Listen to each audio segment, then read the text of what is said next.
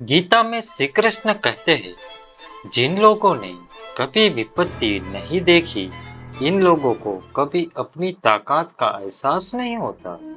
क्या आपने कभी सोचा है कि कुछ व्यक्ति ऐसे होते हैं जिन्हें कभी भी कोई मुसीबत नहीं मिलती। जिंदगी इनके लिए एक मीठा सपना सा बन जाता है। जिंदगी के इस महासागर में भगवान श्री कृष्ण ने हमें एक ऐसा संदेश दिया है जो हमारा अस्तित्व के आधार को छू जाता है। भगवान श्री कृष्ण कहते हैं, तुम अपने कर्तव्य करने का अधिकार रखता है, परंतु फल का अधिकार नहीं है। ये जिंदगी का असली राज है, इन शब्दों में छुपा है।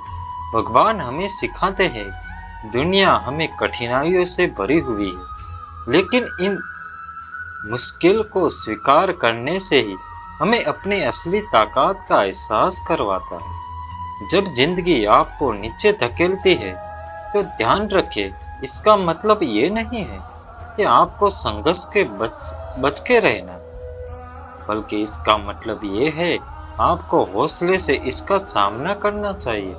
भगवत गीता में हमें सिखाता है कि हर अनुभव, चाहे वह खुशी हो या दुख, सफलता या विफलता हो, हमारे लिए मूल्यवान सबक से भरा होता है, जो हमें अपने आत्मज्ञान की ओर प्रगति करने की दिशा में आगे बढ़ाता है। गीता में लिखा है कि मन की सच्चाई और अच्छाई कभी व्यर्थ नहीं जाती। ये वह पूजा है जिसकी खोज ईश्वर खुद करते हैं।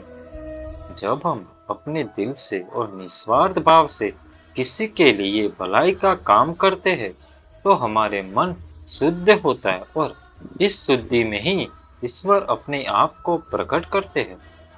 भगवत गीता के इस संदेश का मतलब है कि जब हम भलाई के रास्ते पर चलते हैं, तो हमारे मन में ईश्वर की असली पूजा होती है, और वह पूजा समझाने वाला अंतर्यामी भगवान खुद करते हैं। जीवन में जब हम दूसरों के दर्द को समझाते हैं और इन्हें सहायता पहुंचाने का संकल्प करते हैं, तो हमारे अंतरंग मंदिर में आनंद और शांति बस जाती है। हमारे अतीत के कर्मों का फल हमारा भाग्य है। हमारा आज के किए जाने वाले कर्म हमारे आने वाले फल को निर्धारित करेंगे। इसलिए हमें हमेशा अपने कर्मों का अच्छा रखना चाहिए। श्री कृष्ण कहते हैं, शांति, सौम्यता, मौन, आत्मा संयम और पवित्र, ये 5 चीजें मन को अनुशासित करती है। हर व्यक्ति में ये सारे गुण होने चाहिए, तभी वह सही मार्ग पर चल सकता है। श्री कृष्ण कहते हैं, शांति है मेरी आत्म स्वरूप।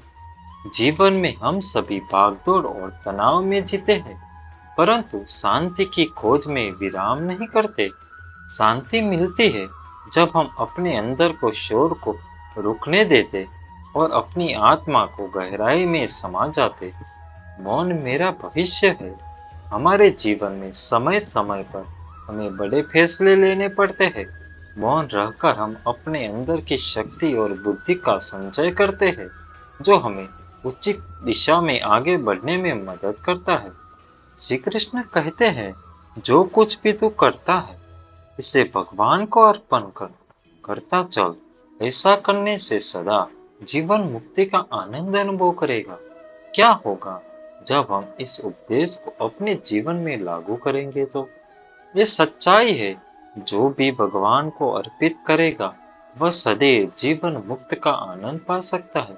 गीता के अनुसार हर इंसान में कुछ न कुछ प्रतिभा होती है, लेकिन लोग अपनी इस हम सभी के अंदर एक सपना होता है, एक प्रतिभा भी अभिव्यक्ति का।